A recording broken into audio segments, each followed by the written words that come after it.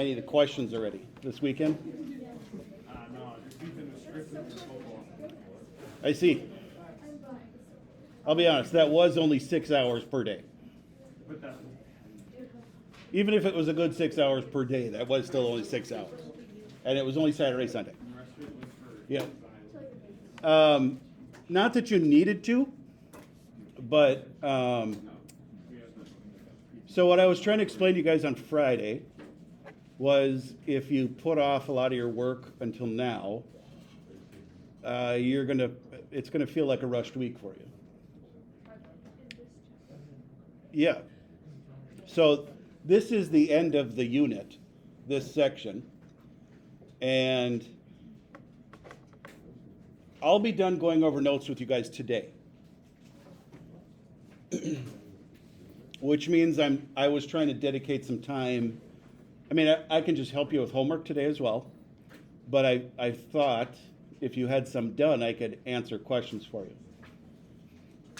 Tomorrow, I'm going to dedicate a little bit of time, not the whole hour, but a little bit of time to just answering questions from 4-6.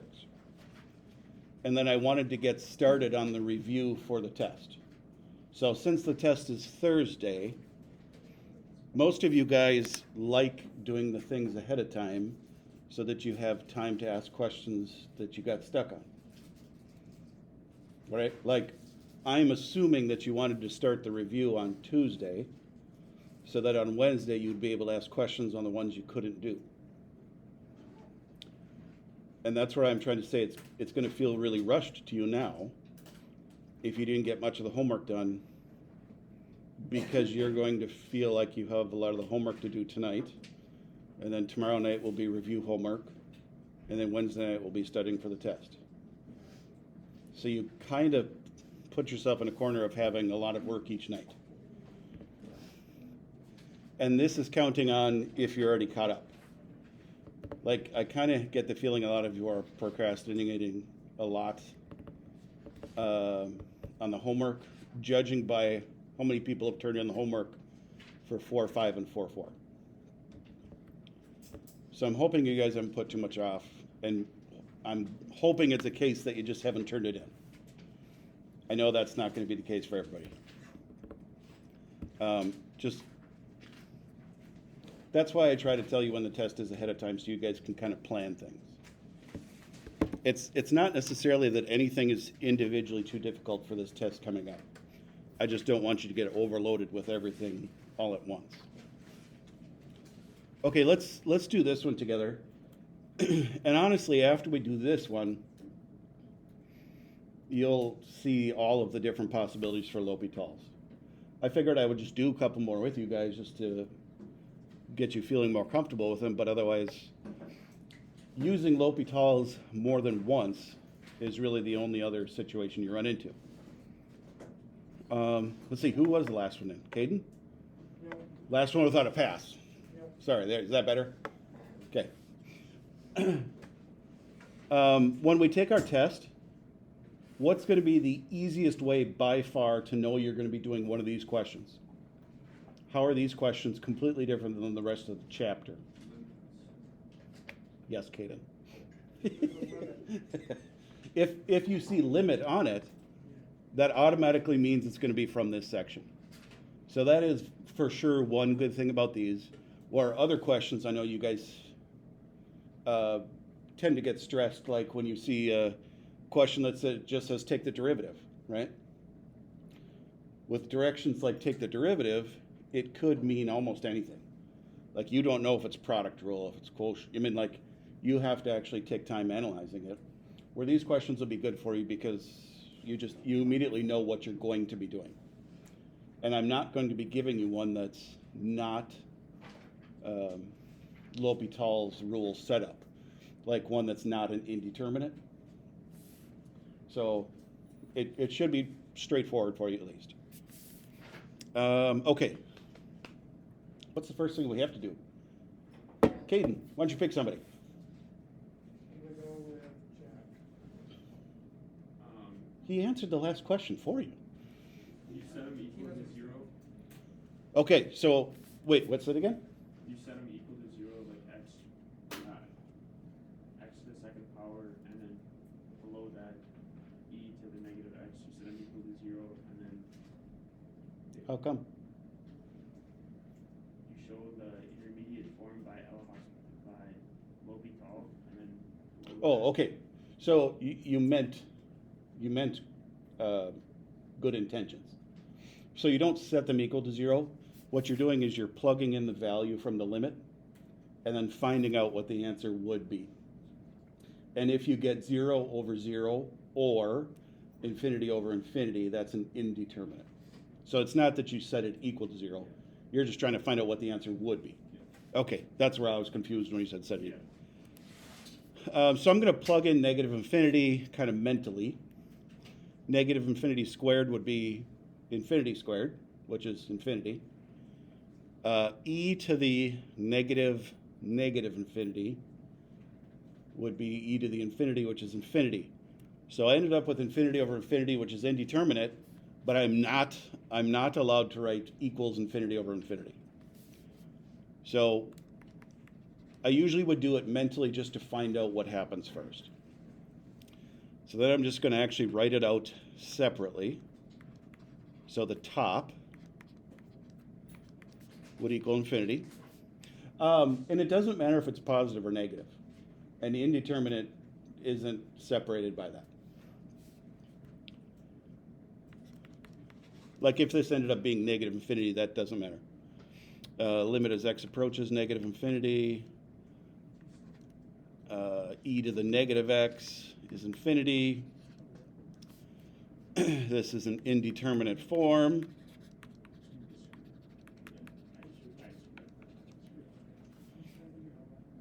And then I'm going to say by L'Hopital's rule,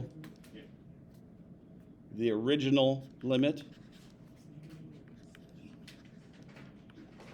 And I get from your viewpoint, this is by far the most annoying thing, is kind of memorizing this layout.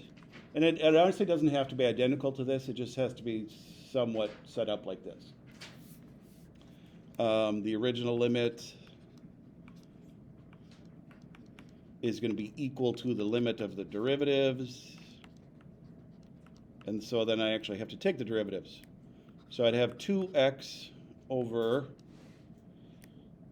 e to the negative x times negative 1. Okay. And then what I find out is it's infinity over negative infinity over negative infinity. And so I didn't get an answer.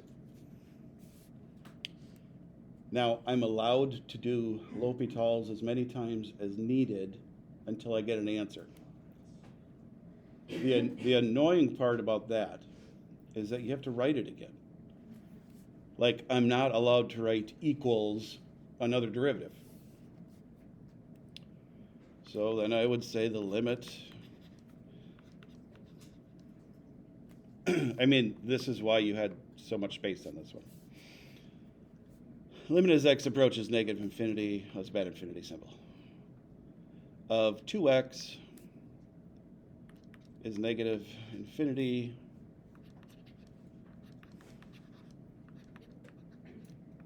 I don't even know if I'm going to be able to fit this on here. Negative e to the negative x, negative infinity.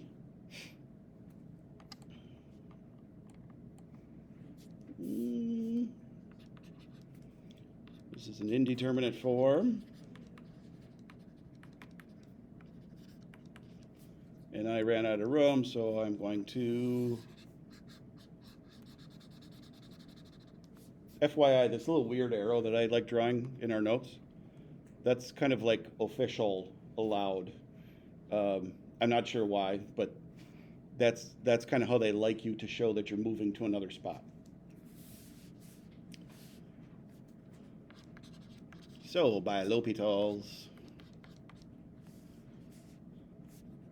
the limit as x approaches negative infinity of 2x, so I'm going from the derivative limit already.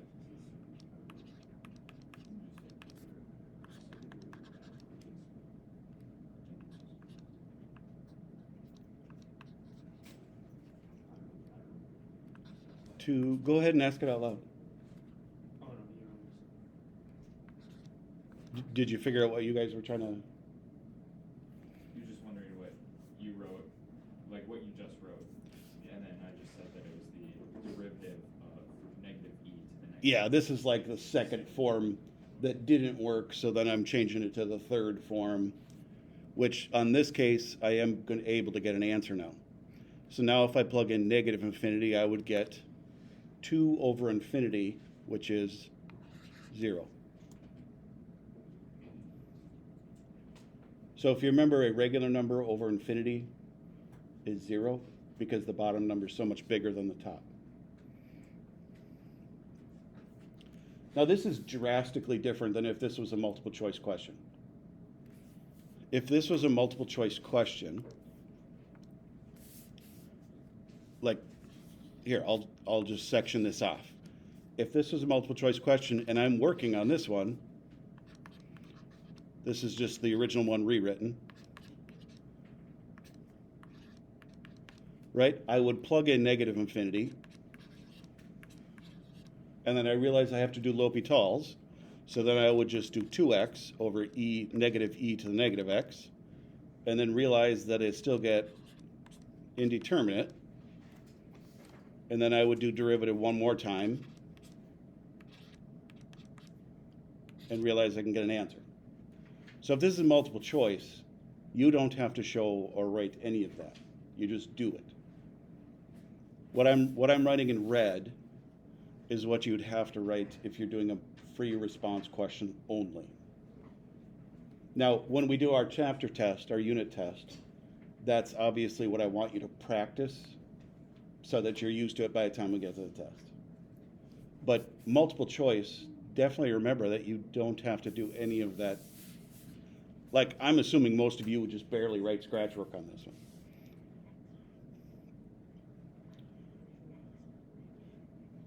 You may have questions, I don't know. Go ahead and ask. Did you, yep? For the rules of infinity, I can't remember. So like infinity squared, is that not more than Infinity? infinity? Like I thought infinity squared over infinity was infinity. Yes So I and no? remember you Yes and no. explained it like that, but is that not?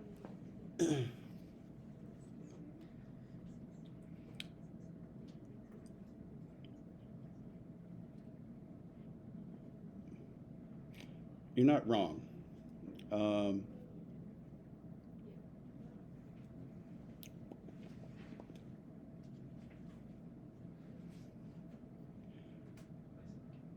So the problems that we did where you were trying to just like compare infinities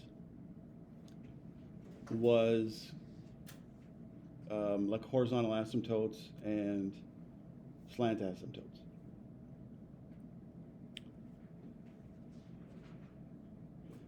And the only time we were looking for an approximate answer. So when we had infinity squared over infinity, we basically like canceled infinity almost. And that's because we kind of were just looking for an approximate answer, which would have been infinity. So when we're doing a limit, we need an exact answer. Where infinity is not going to be just like acceptable. Because if I'm answering infinity, that's technically does not exist, no limit. But infinity over infinity, what we were working with from the start was indeterminate regardless. So indeterminate just means you can't really figure it out exactly. And for the purposes of what we were doing it with before for asymptotes, we didn't really need exact info. That's probably the best that I can explain it. There are different kinds of uses. So what you're saying is absolutely correct, but we were using it differently, so we didn't need as accurate, I guess. The other thing we were doing is we were trying to compare where we frequently did it was crossing off lower powered terms. Like we would say infinity squared is so much bigger than infinity that we just like crossed it off. I'll go with that. I mean, I doubt I can explain it better this morning. No, I mean, it's a good question. Those are the types of questions that you have to go over, like if you take a math theory class. And they are difficult because that's the kind of thinking you have to try to figure out. I don't know. Cassie, did you figure out what you were trying to ask? Or whoever, I don't know who. Yeah, I got it. Okay. Is everybody else okay with this? All right. Did you guys already try this next one? Now, let's pause before we start the next one. Would it be better for us to talk about what's going to happen rather than actually writing it out? I say that because you're going to have to do it like 2-3 times probably. Possibly 4 times, I don't know. Or do you want to just do it? The derivatives are easy, obviously, it's just, okay. Correct. So you plug in -2, you get 0 over 0. I mean, I'm just guessing, but that's almost guaranteed. And then because this is in the portion of the notes where I know we're going to be doing L'Hopital's multiple times, once you do the first derivative, I can almost guarantee -2 is going to give you 0 over 0 again. And then you're going to have to do the derivative at least a second time. And I wouldn't be shocked if you got 0 over 0 again. Only because, how should I say this?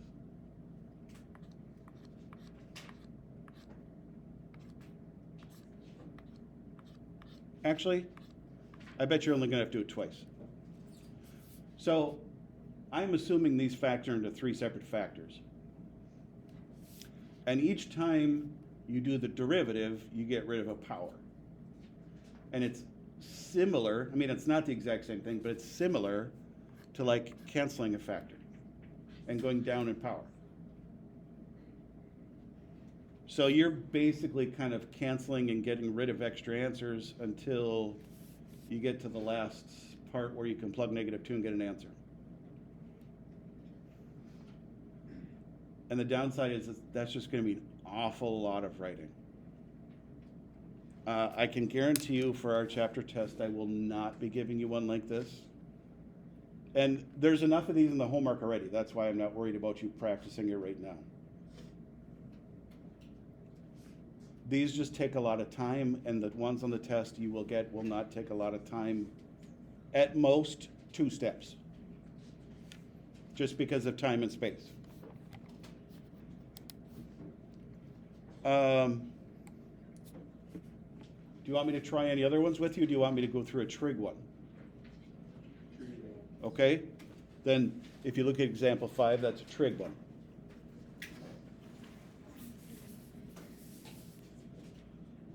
So I don't even need to really do any work because I know sine of 0 is 0, and that's going to make the top 0 and the bottom 0. So I'm just immediately going to just start writing L'Hopital's form of writing answers.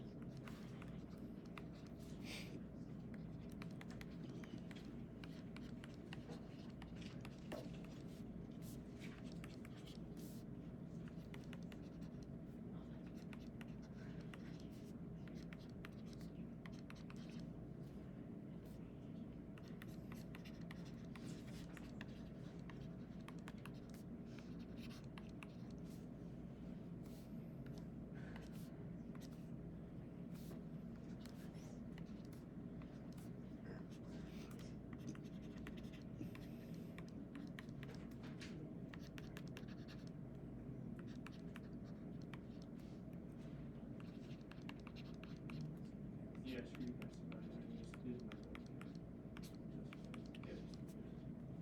Okay, so what's the derivative? The bottom is easy. I don't know, I'm gonna ask her top is product rule. Basically video, like on the slide. I don't know. First derivative of second would be sine of x again, plus the second times derivative of first. This is all the numerator.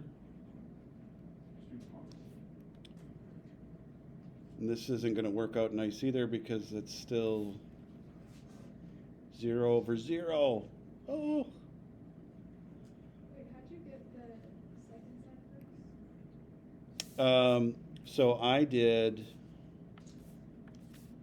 product rule with first and second.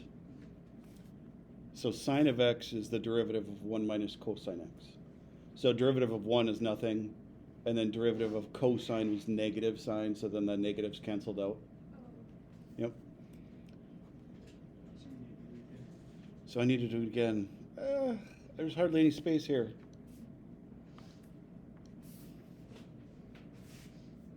See, what I wish is, I wish you could just write equals the second derivative one. To me, that makes logical sense, but I get how you have to sort of prove it. I don't know where I'm going to fit this.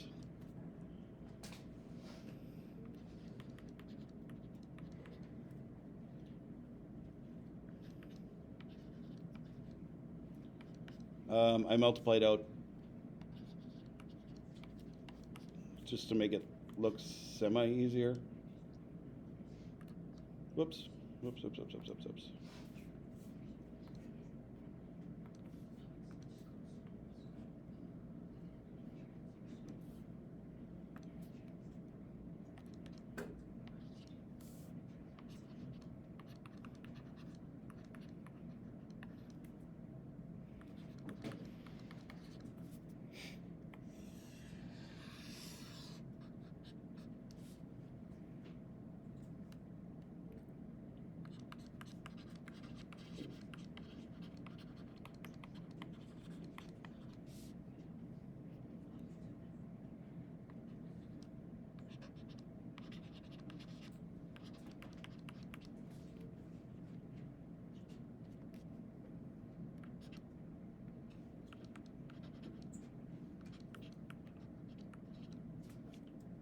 This is so much rewriting.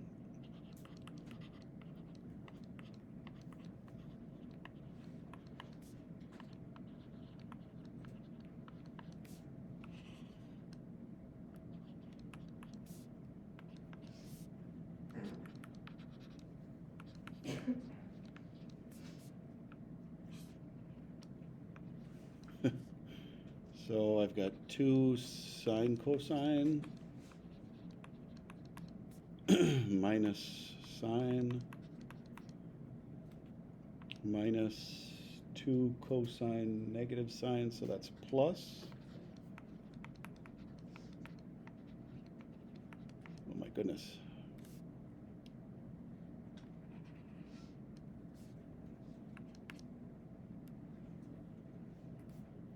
All of that and I get 0.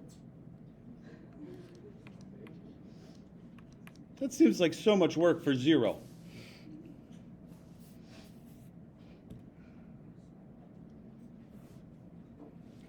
Although it is nice because then you get a nice clean answer. I like that at least.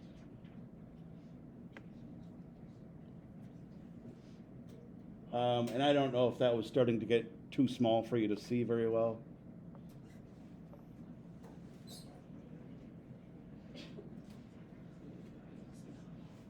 Are you okay with the derivatives I wrote up there? Does somebody want me to explain parts of those? Yeah. did you do product rule for the second derivative? Which one are we talking about here? The top one? Or, yeah.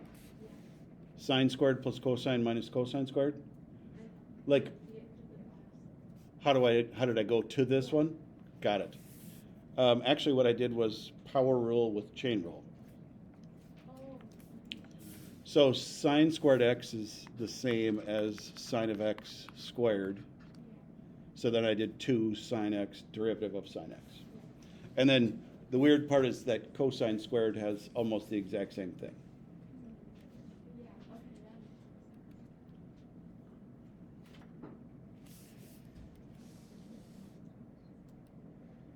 Okay, I will stop here. Specifically because I wanted to give you the time to work in here and be able to ask help for when you got stuck. Given how much homework I think you guys did over the weekend, I would hope you get a lot done in here. And I know some of you did work over the weekend, and that's fine with me if you slack off, but I think the rest of you need a lot of work to get done.